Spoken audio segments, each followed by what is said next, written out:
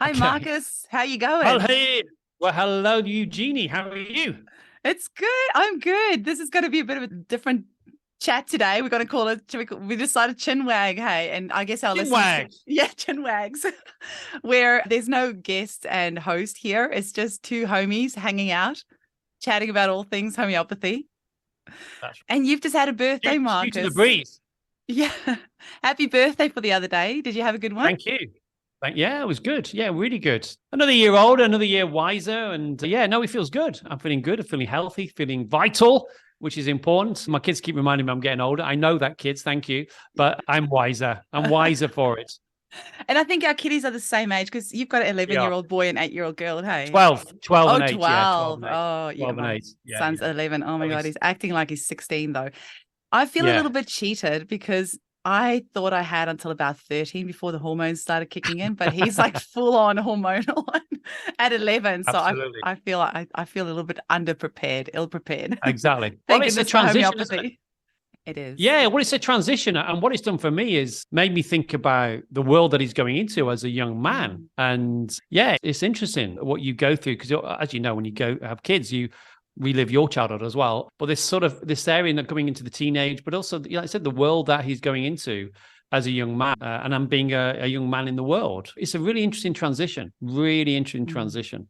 Now, Um, we have so much to talk about today because you've already just like segued into something that I want to ask you straight off the bat. But maybe we should yeah, just quickly like tell our listeners what we're up yeah, to. Marcus and I yeah. just love chatting all things homeopathy. We're just super passionate about chatting homeopathy. And every time we chat, it tends to be like an hour conversation. Then we thought, hey, we should just record it. And actually, we've got a couple of good episodes already just from chatting that we never recorded. So if you're listening to this episode and you're wondering what the hell's going on, it's just two homies hanging out. And we're going to see what Absolutely. comes up. But Yeah, absolutely. you've just said about your son now growing up to be a man in this world, and maybe you could tell us a bit about this podcast that you're doing, the Yeah, with the yeah. men's health. Yeah. Well, it's something that I feel, as I already said, as my son's shifting from going to sort of teenage years and becoming a young man, and just looking around how and talking to a lot of men, being a man myself, because when you talk to men at all different ages, often I found that men don't really have a place to talk, or there's not a lot of support out there. And it was a shocking statistic that I came across that in the UK, the biggest killer of men under the age of 45 is suicide. And that was really, really, really shocked me. Mm. And I thought, well, what support is there out there? And so we started this podcast. We just started recording it. It's going to be out later in the year, recording the episodes called The Shed, where we invite men into the shed. It's a studio. It's not an actual shed, but to invite them in just to talk about men's issues, the issues that men have, from a mental health point of view, but also physical, just for men coming together to talk. And it's been really interesting. We've got some really interesting guests coming on. And hopefully men can listen to this and get some wisdom somewhere with what we're talking about. And yeah, I think it's going to be, the feedback we've had has been really great so far. But I think it's important. And I think for a lot of men, they don't know how to be anymore. That's what's come up. And I think, as I said, about my son sort of coming of age and becoming a young man, we need those support. I mean, what's going wrong when the biggest cause of death for men under the age of 45 is suicide? Is That's a that as in crisis. bigger than heart disease and cancer, like suicide? Yeah, it's the biggest cause of death Really? of men under the age of 45. Wow. What support's out there? For example, one of our guests, Tom Chapman, he runs a thing called the Lions Barber Collective, where he is a barber. He lost his friend to suicide back in 2015. And so he said, I've got to do something. I have to do something here in order to help people, because he'd only seen him a few days before, just in the street, chatted, in a quick chat, and then he found out his friend had committed suicide 3 days later. And he said when he was, and you hear this on the podcast, when he was in the church, the way he was positioned in the church, he looked across at the congregation who were there. He said it was packed, absolutely packed out. And he thought if his friend had only known how much people loved him, they'd only known how much people loved him. And he said, I've got to do something. So he started this thing as a barber, because he said, as a barber, men talk. He said, they talk to me. He said, and I've had clients for 15 years, 20 years, and they've told me, I've heard everything, went the first date with their partner or the first child or things that were losing, all different things that come up. And he said, it's quite an intimate space. And so he says often men will open up. Also, they're sat in a chair, not on their mobile phone, looking at a mirror of themselves. Yeah. So he said it's very conducive to get guys to open up. And he said they're not there to be therapists. He even said, even though we're like a therapist sometimes, he said, but we can pick up on things, especially around mental health, and point them in the right direction. But they go all over. They go all over the country and do pop-up collective barbering events and men come and sit and have their hair cut and talk. So he's one of our guests, which is great. And so, yeah, that's something I feel very close to my heart, and I think it's desperately needed. Desperately needed. That's incredible. I've got two, one's a client and one's a mum at school who were hairdressers for like 15 years, 20 years, and then went on to study counseling. And it's actually such a natural progression. Hey. Absolutely. Well, actually on that, whenever we've had hairdressers train with us at CHE as become a practitioner, I always say you're going to make the best homeopaths because you've already got that ability to get into rapport with people very quickly, and people will open up to you and talk with you because that's what you do day in, day out. And they often will make great homeopaths. So yeah, absolutely. 100% agree. What's the podcast's name? Or just it's called The Shed. The Shed. It's called The Shed. Yeah. Excellent. Yeah. I'll send you details. Yeah. Excellent. It doesn't launch until the autumn, but we're just recording a lot of episodes at the moment. So yeah, it's going to be really exciting. Yeah, that's the way to go. Absolutely. Absolutely. I have lots of things that I've kind of been making little notes on that we could have a little chat about. One of them is quite controversial, which but Come on, we like a bit of controversy. I was like in two minds, but I do think it needs to be spoken about. So I'll give you a little bit of background on this one. Yeah. So there's this really great Facebook group, and somebody asked in the group about how much does your homeopath charge? And then the thread was very interesting. It turned into people actually complaining a lot about how homeopaths treat them. The story that really caught me was a particular one, and I ended up having a long private message conversation with this lady afterwards because I was so shocked by it. She said a homeopath charged her $450 for the consultation. That wasn't the issue. Then the homeopath said, okay, I have to go and work out what to give you and I'll get back to you. The homeopath got back to her and she said, it took me 6 hours to work on your case. You need to pay me another $250. And What? the lady said, oh, I can't afford that much. And she said, okay, pay me $125. So she did. Then the homeopath said to her, well, I have now narrowed it down to 5 remedies for you. I want you to come back on Zoom and pray with me so we can see which is the right one. So the first one was just like in a homeopathy study Facebook group. So I took this case and I posted it in our professional homeopaths group, which is mostly loads of UK homeopaths in there, but also from all around the world. I posted this in there and I said, I want to have a little podcast series about not that great practices in homeopathy. And I got slammed by a couple of people, but also was really impressed how many homeopaths were happy to say, yes, you know, we're not perfect, just like any other profession.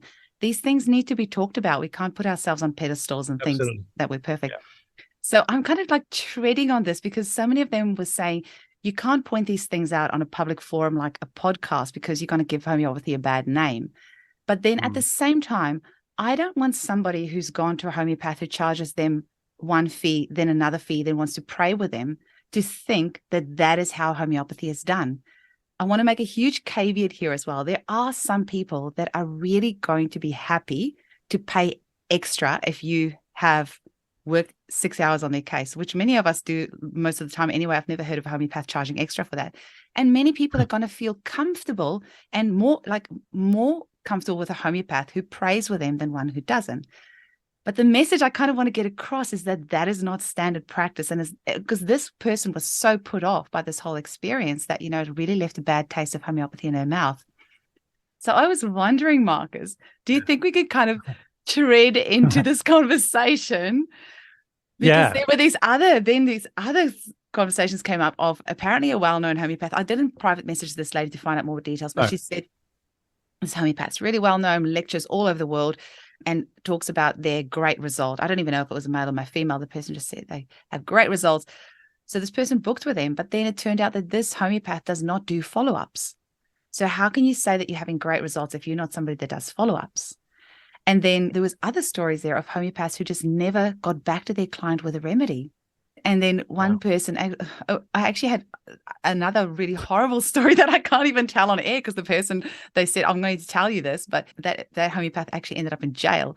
But she said, you know, you can't tell the story. So I'm treading very carefully because anybody who knows Yeah. me knows I'm passionate about homeopathy. I'm passionate Sure. about spreading it out there. But I also think we need to acknowledge the fact that we're not perfect. We make mistakes. Have you heard any of these stories? And Wow. No, I mean, why do you think it happens? wow. Yeah. I mean, I've never heard any stories like that before. I Yeah, mean, that's pretty charging extreme. I like, have to say that's yeah. pretty extreme. Yeah, I think it's like everything, isn't it? There's always a percentage of people in any profession, any walks of life. Look in the UK, the biggest serial killer there's ever been was a doctor, GP, Harold Shipman. That brought in a lot of change around how doctors and professional development and how they are monitored. Brought a whole change after that happened. I think you're always, in any profession, you're always going to get situations where really people act in a bizarre way or not unclear. My personal opinion of it is with any sort of client relationship, you've got to set your stall out right at the very beginning and saying, this is how I work. Mm. This is how I work. Should be very clear to the client. For example, what to do in a case of an emergency, what they should do, or how they can get hold of you, or charges. It should all be up front. It should all be up front. And so you set your stall out at the very, very beginning. And then the client has a choice of whether or not to go forward or not. So if it's like I said, some people may want that, where they have a homeopath that prays for them, and that's fine. But I think it's the clarity of the contract. It's an agreement, a contract. And I think that should be laid out at the very beginning. Because to me, if you're charging one fee and then you come back to the client and patient and say, oh, actually, I've worked really hard on this, I'm going to add. It's like you're not building an extension on a house. This is somebody's healthcare. And I think that's up to you if you have to spend another 6 hours working on the case. So I think it's about, I don't know what you think, Eugenie, but I think it's about setting your stall at the very, very beginning. For example, one thing I say to clients is, for every year you've had something, it could take a month to clear. That's my rule of thumb. So you come in, you've had eczema for 12 years. It could take 12 months. This could take a year of treatment. However, let's review it after session number 3 and see where we are within that process. So you're managing expectations. And if the person gets better quicker, that's great. But you're giving some kind of context. Again, we can't forecast it too much, but from years of experience, you have a good idea how often things can take to shift or change. So I don't know what you think of that, Eugenie, but that's what I think. Definitely. Yeah. Laying it all out the front. And I wonder if maybe some of that is the onus on the client as well. Like, I think, I mean, most of us, I guess, get our business from referrals, and usually if the person who's referred you are going to give you a bit of an idea of that person anyway. Lots of homeopaths do free 15-minute consultations. Yep. So I think maybe that's like a good idea, like suss the person out beforehand. Definitely. And maybe see if they're registered with a body, because if you have any complaints, you can always go to their registered body and say something. Yes, and I totally agree. And I think this is where really the registering organization, professional organizations, this is where they come into play. And I think you should always go to see somebody that is on a professional register. I think that's good practice. It's good practice for the practitioner to be on a register, because then they can keep up with things like CPD and all those things. So yeah, your first aid. And you said about the free 15-minute. I mean, I used to do a lot of that when I first started. And I used to find that really helped, because I got to meet the client, patient. They got to meet me. I could explain how I worked. And I think, and sometimes it was great and we'd go forward and book an appointment. Other times you go, actually, I could probably refer you to somebody else who probably works in a particular way. So I think it's both. If you're a client, you're employing this person to help you. But like you said, there's always going to be situations where people behave bizarrely, really. I have to say, I mean, that is really the exception to the rule. The majority of cases, you just hear homeopaths going out of their way to help people, driving to their house, dropping remedies off. I did a spotlight with you for CHE recently, where I was more chatting about the ways that homeopaths should, like, so many homeopaths go out of their way, above and beyond, I think maybe over the top, to the point where they're almost giving their time away. And it's always an energy exchange. And if you're driving to people's house all the time and they're not valuing what you're doing for them, that's not really healthy either. So that's the majority of cases. But I just thought it might be worth just mentioning these things for our listeners, if they're wanting to engage the services of a homeopath, that they maybe do a little bit of their own research, ask for some referrals, have a chat with the person, see if they're registered, ask all about the fees. Can you think of some good questions for a person to ask a homeopath? Like, what are some things that you Yeah. think? Well, I mean, the number one thing is what do you charge? And sometimes homeopaths have different rates for initial first consultation and follow-ups. I mean, I used to do, but in the end, I just had a flat rate. It was just easier. This was my rate from a consultation, whether it's a follow-up or it's a first consultation. And then I would ask, is there any additional fees that I could possibly incur? That could be remedies and postage. It could be if you're a phone for an acute that you get charged X amount. But really, I would ask the homeopath to send you this, either via email or get them to direct you to their website. So you can see very, very clearly. It should all be absolutely clear, I think, and transparent. So I think they're the probably questions I would ask. And what would happen if you were away? How can I contact? Yes. Do you have a locum that will be in charge of your practice whilst you're away, if you're on holiday or if you weren't around? I think they're the sort of main things I would ask, definitely. Definitely, yeah, for sure.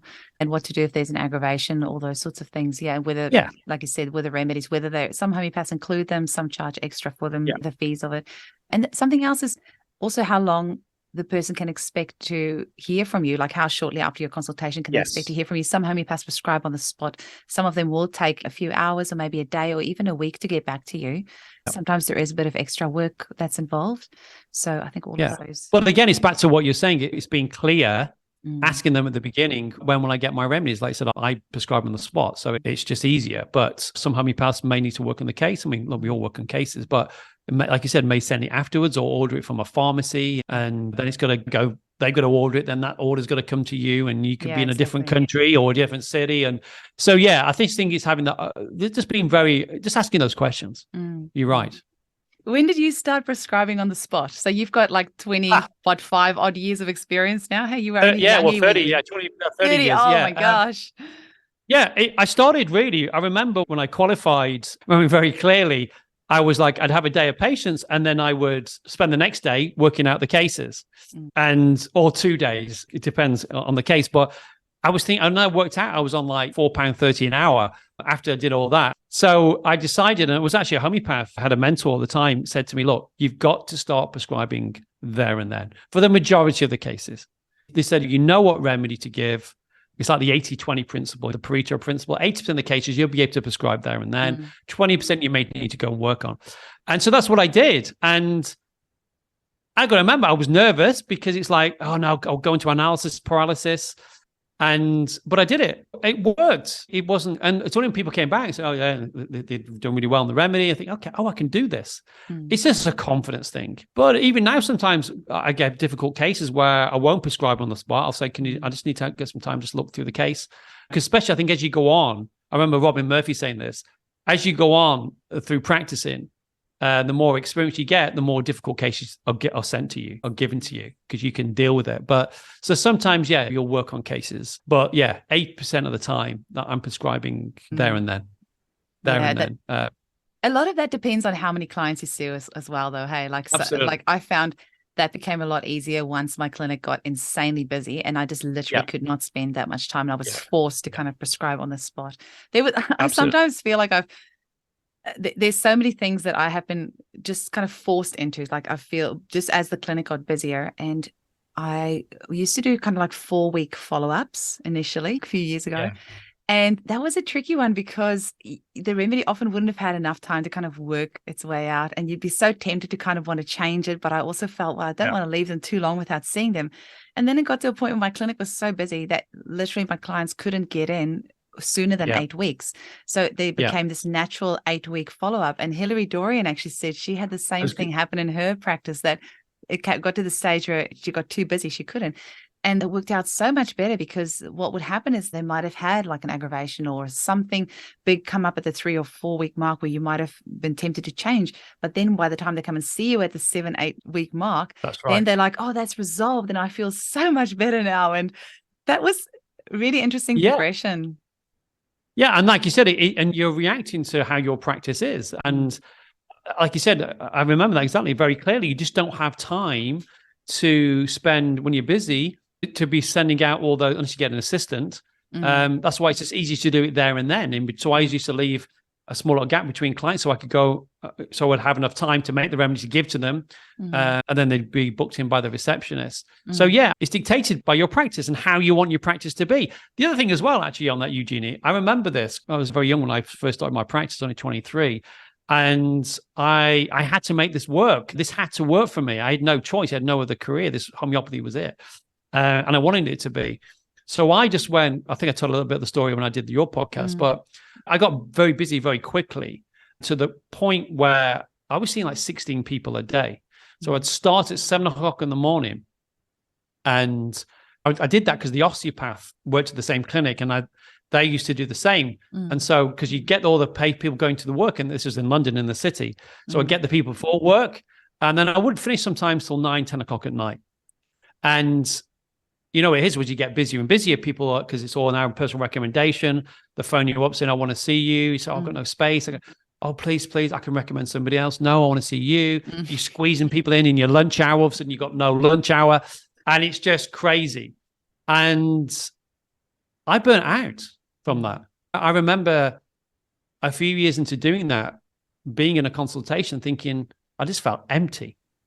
I just felt completely empty. And you got to be careful for what you're asked for. In that enthusiasm to heal the world with homeopathy, I had nothing more to give. And I had to take time out. I had to get a couple of months off just to really recharge and recalibrate how I wanted to practice. It was now, how do I want it to be? And so I changed it as soon to my lifestyle and how I wanted to live my life, which wasn't seeing that amount of people a day. Because you can't, I mean, I don't know how those Indian homeopaths do it. I was actually chatting with a homeopath over East yesterday who lived in India for 2 years studying under various Indian homeopaths. But she did say that they have like housekeepers, and they have like their food is ready and this is ready and that's ready. All they have to do is turn up. Whereas over here, I've still got to feed the kids, get them to school, do this, do that. But, you know, where they just work huge hours and see like 70 or 100 patients a day. And it's keynote prescribing as well, isn't it? It's very much very keynote prescribing. Still, though, it's a lot of people's energies. It's a lot of people. It takes a lot out of you. I'm an extrovert. Like yesterday, I had a really bad night the night before, and I was so tired. But the second I started talking to my clients, and even though they were on Zoom, the second I started chatting with them, my spirits lift. So, but still, I think seeing 70 or 100 people a day, even if it's just keynote prescribing, it would take a lot out of you. It does. We did that in our project in Gambia. We were going around the villages, and we were doing basically under a tree in the village. And like you said, people would walk for 3 days to come because they knew we were coming. And it was exactly that. In fact, I did it with Hillary. Myself and Hillary did this. When was this? And this was back in 2013. Oh, cool. One of our graduates set up a project called the Gambia Project, and myself and Hillary were the trustees of it. And actually, CHI now has taken it on, and because we built a clinic in Gambia, in a village in Gambia, and because of COVID and everything, it got shut down. But we're reopening it again early this year. So yeah, we treated over 20,000 people over that period for free. But now, and we took students over, graduates over. But what we want to do is do the education, and so educate Gambians who want to become homeopaths, educate them through CHE, or from a charitable point of view. So any listeners want to come and join us, and we always need volunteers, not just homeopaths. We need, like I said, you can only deal with so many people if you've got assistants there as well, helping you make the remedies up. And again, we were prescribing there and then. But it makes a huge difference. Hey, like I've got a receptionist, and I've got somebody making remedies for me during the day, so I can just go bang, bang, bang, one after the other. But if I didn't have that, like the odd day when one of them is sick and I have to do that work myself, I'm like, oh my gosh, it takes so long. I have 0 breaks. Like I have to work through my breaks to make remedies for people and to take phone calls and everything else. So it's hard work. You need that support system. But that's I think really what happens. So, was it CHE that built the school in Gambia? Or No. So it's called the Gambia Project. So it was a charity that we were trustees of, and then we raised money and we built the clinic there.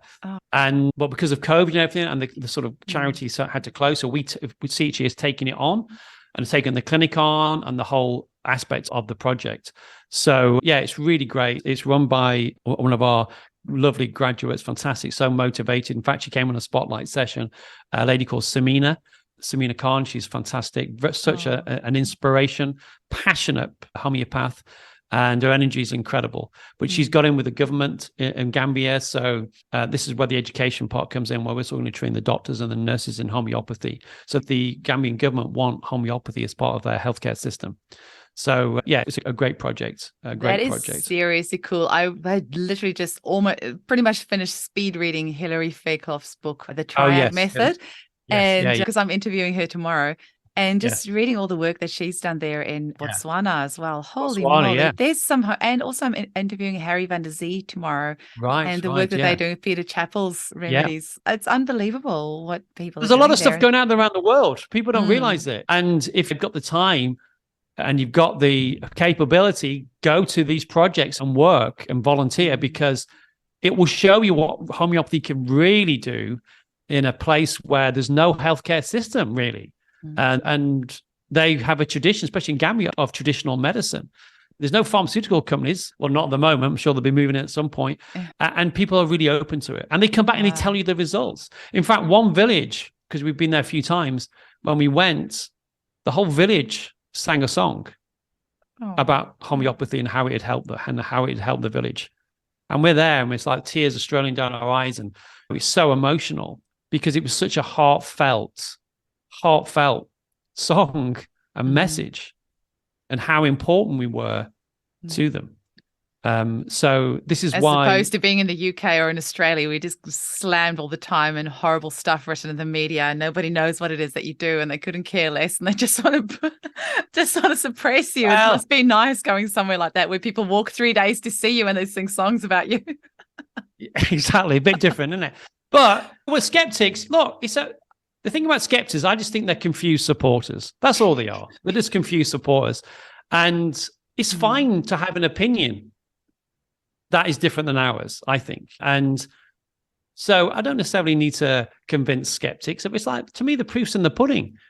I mean, I'm sure you get it, Eugenie. I get people's partners who've been sent by their partner to come and see you, and they go, I don't know why I'm here. I don't believe in homeopathy, and they're folding their arms, and I don't think it works. I'm not really into all this. And I say, great, it's fine. But the proof's in the pudding. Let's see tell me what issues you've got. So let's see if homeopathy can help it. So we don't have to have a dog in the fight. We just got to be, as I always say, you just got to sit in your place of truth and embody what we do. Absolutely. And homeopathy you don't need to believe in homeopathy for it to work. And that's something that people have asked me. I get asked it quite often. My partner doesn't believe in homeopathy. Will it still work? It's like, yeah, homeopathy doesn't care that you don't believe in it. It still works. Exactly. What do you think about a very young baby being treated? Or animals or plants. Animals, yeah. I've got a client who sent me this incredible photo of her orchid that was pretty much just dead. And she gave it, I think, silica and some water. And it was just sprouting all these beautiful flowers in no time. And that's the area of homeopathy I'm excited about, is agro-homeopathy. Because that's there's a lot of research the world. Yeah. That's so much. That's really, I think, how we heal the world is with agro-homeopathy. And, Camilla Scher and the stuff that she's doing in homeopathy for health in Africa, giving those farmers agro-homeopathy or agri-homeopathy. I like that she is promoting that we use the word agri-homeopathy, not agro. Okay. And I like it because do you guys say that somebody's agro if they're like... A bit of agro, Yeah, agro. But she says... Agree-homeopathy. Oh, I like that. That's a really good, Yeah, I like that. Yeah, I think that's, you talk about skeptics. I mean, that's, to me, look, there's placebo effect in any therapeutic relationship. We know that. However, that's not the only principle that works in homeopathy. And people treating farmers like with the cattle and different things. I mean, even the skeptics will say, well, you say that, homeopathy, if it's your cat, well, the cat thinks you're doing a nice thing. It's just placebo. But it's not when you've got 200 cattle up a mountain somewhere and you're giving them remedies in the water. Or, as you said, in a field, 500-acre field, and you're spraying the crops with homeopathic solution, like they've been doing in biodynamic gardening and farming for years, all those preparations they use. But one thing was very interesting. I don't know if I've told you the story before, Eugenie. One of our students in Hungary, she was an agriculture engineer. Have I told you the story? No. Agriculture engineer. And she did her project, final year project, on peppers. And apparently and I don't know anything about growing peppers, but when you grow peppers, you have to, at some point, and please, if anybody's listening, if I got this wrong, but this is what I understood. If you break the stem of the pepper or something, it encouraged more growth within the peppers. So what she did was that they gave it arnica after they broke the stem. So they give the remedy arnica to the plant. Plants, should I say, not one plant, plants, and then gave it hammermillis, which as hammermillis is good for the veins. So she was thinking the veins in the plant. And they got something like a 35% increase in crop yield on the peppers that they were using homeopathy versus the peppers they weren't using homeopathy. So amazing. Where's the placebo on that? I asked you, my skeptic friends. I have grown peppers, but they just never come No, out your properly. peppers. Did I say it right? Did I get it right? The peppers? I just have very bad luck with growing peppers. I don't know. They're always very bitter, so maybe I didn't water them enough. But I did snap the stems. No, I didn't do that. But then also, that's where you're going wrong. I think I watered them at the wrong time of day. Apparently, peppers you have to water in the morning because they don't like wet feet, like not water them at night. So. That's probably the reason why they haven't survived. But to me, that's great. I mean, that shows it works on that level. It's amazing. It's incredible. I have something else, maybe slightly controversial, that I'll ask. I'll put you on the spot. When I was chatting with Camilla about the agri-homeopathy, she was saying that you shouldn't use your watering can to put the remedy in because then after that you'll have to like sterilize it and all that. I've just never found that in practice. Like I've never had any issues. If I've got a watering can, I put remedies in, I'll shake it, water it, and then I'll just put more water in and put the next remedy in. Have you got any thoughts on that? Yeah. When I first started my practice, I had a mother and baby clinic, which I ran. And that taught me more about homeopathy than anything else, because this whole thing about, don't give the remedy if you just brush your teeth, the child, or make sure it's got a clean mouth, or it's like, I'd have parents pulling the hair out saying, I'm just finding this impossible, you know? And I say, look, give it when you can. If they brush their teeth, fine, give it. And guess what? It worked. So when I trained, there was a lot of things you could and couldn't do with homeopathy. Yeah, I was going to say old wives' tale, sort of things around where I knew homeopaths that said if you took a remedy, you couldn't walk past a coffee shop, you'd have to cross the street in case your remedy got antidoted by smelling the coffee. Superstition, shall we say superstition? Well, I don't know what it is, but it wasn't. Dogma? Yeah, I like breaking the rules. Yeah, dogma, yeah. So, and I never really went along with that. And experience really for me plays that out, that they're not as fragile as you think. But I have my own little things, like I don't like remedies near mobile phones. Yeah. That's a no for me. So when I give a remedy to a client, they put it in the handbag next to the mobile phone. I say, do you mind not keep? We all have our little things a little bugbears of how things could be affected our remedies. But I think a lot of it is in here. It's not really always reality. So to me, it's better to give a remedy than not give it. So I'm not too hung up about those things. I remember being in India, actually traveling around, and I had remedies in a pocket in a little paper envelope, and I had a pen in my pocket as well. And I went to get the remedy. I had terrible diarrhea while I was traveling, and it was arsenic and took it out, and it was covered in ink. The remedies had come out the envelope, they're covered in ink. I'm thinking, oh my God, I've ruined my remedies, but I took it anyway. And guess what? It still worked. Wow. So who knows? I know. It's very, very interesting because we were taught like don't eat or drink for 15 minutes before and after a remedy. Some homeopaths will say half an hour, some will say an hour. They'll say don't drink coffee, don't do this, don't do that. But then we come back and we hear these stories. Like one of my clients always drills a carrot and then puts the remedies in there and gives it to her horse that way. Another one puts it in her cat's food. That one I just completely boggled my mind. So many mums have put the remedies in the baby bottle, and yet somehow they still work. So I always say to my clients, I have to tell you the correct way of taking the remedy, which is try to keep it away from food. Or I always say, at least have a clean palate. If you've just eaten something, wash your mouth out and then just have your remedy and wait 5 minutes before you eat again. But why though? I'm gonna put you. But why though? Because it's working a whole different level. It's like you got to put the if I'm going to take a remedy, I can't touch it. So you have to put it in the top of the. Some people say it's the top of the thing and I take it. Why can't I touch it if I'm taking it? Because you'll rub the medicine off.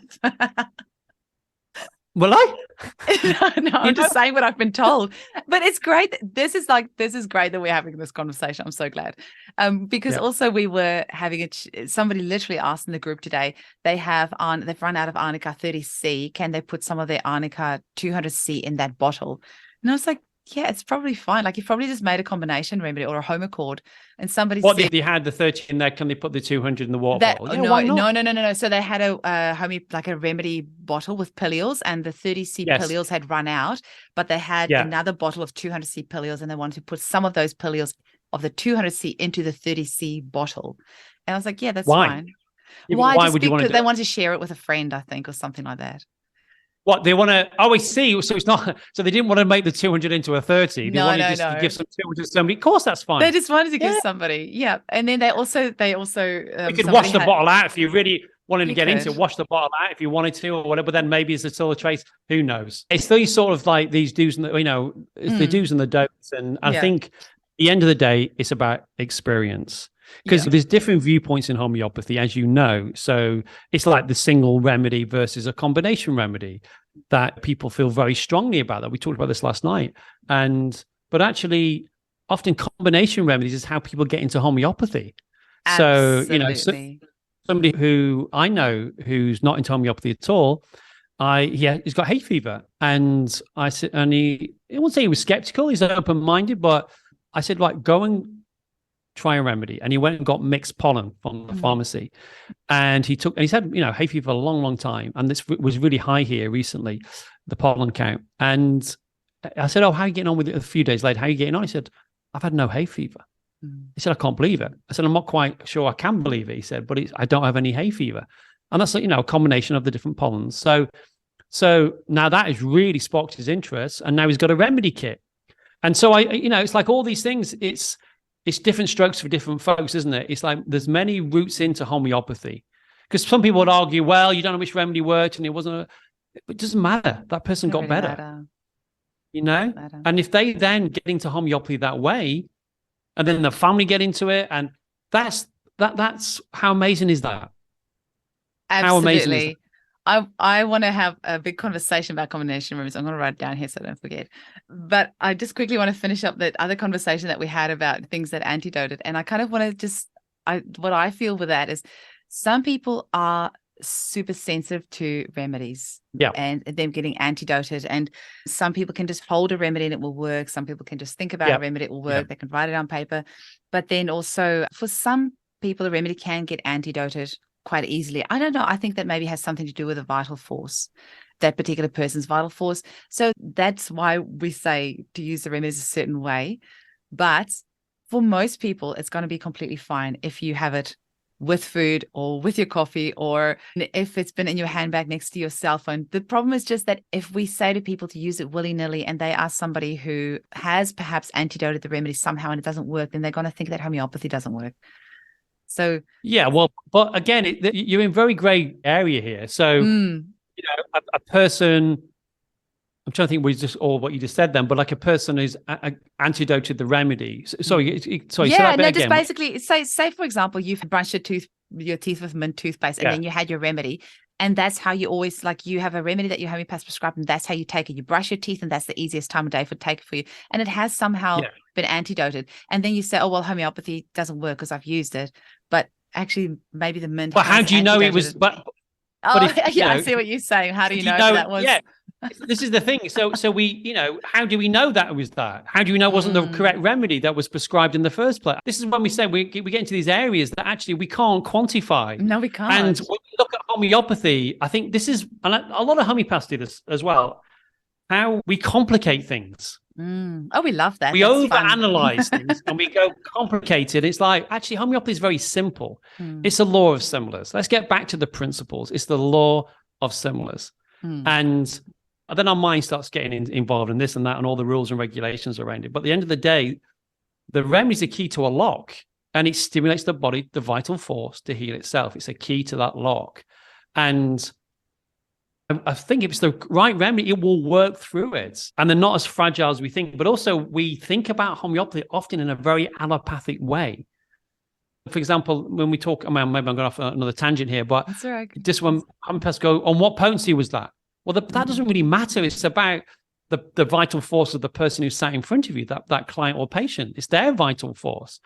So we match our That- potency to That irks to me that. so much. Like any webinar that you've ever done, like I've ever been on, you see the first question is, what potency did you give? What potency? Yeah, Like, what doesn't really and what matter. potency would you get for this condition? Well, what? It's like it doesn't make it's a even random sense. question. Hey, I know. But homeopaths are very often get into this, and this is why we have to really have I think, a more of a debate about potency, because to me, it is individual. We're matching that potency to that patient, their vital force. So I went off tangent there, but back to your thing about antidote. I think it's very difficult to quantify that, because you could say, well, was it the right remedy? Was it the right potency? Was it the right frequency? So, well, then I have to ask you, why do you not want to put your remedies by your cell phone in your handbag? There you go. There you go. I know. It's my remedies are in my handbag. I always have my remedy kit like hanging on my handbag. Yeah. How dare you? They're all eradicated. That's where it's always lived. Actually, somebody asked in my podcast Facebook group the other day, she said, my husband put his cell phone on my remedies. And then somebody said, get rid of the husband, keep the remedies. Yeah. And with the rest of us all said no. The rest of us all said no, the remedies will be fine, not to worry about it. Of course you are. Listen, I guess what I'm saying, so we all have our blind spots. So that, really, when I talk about it, it's ridiculous. It's not going to, because of everything I've just said. It's like, I don't like my remedies if I'm traveling, going through the airport, the X-ray thing. But my wife doesn't care. She don't know how to find the work. And so we have our blind spots. We have our own little thing. What do you call them? Idiosyncrasies. Is that right word? Over things. Just make it real. I know. I've had a client say to me once, when I post my remedies to her, she wants me to put them in tinfoil. And I was thinking to myself, well, my remedies actually, a lot of them come from Helios or from Scotland or New Zealand, even from, Martin and Pleasance over in Australia, where I buy a lot. And they go through all sorts of scanners and things to get to me.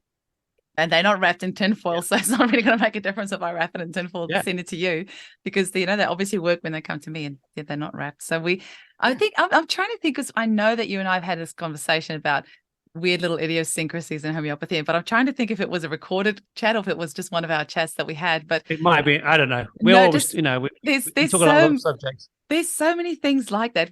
For example, the bowel nosode, that's one that I always use, that we were taught at college, a decade ago. You give one bowel nosode, you never repeat it within 3 months, and you'd never give a different one within those 3 months.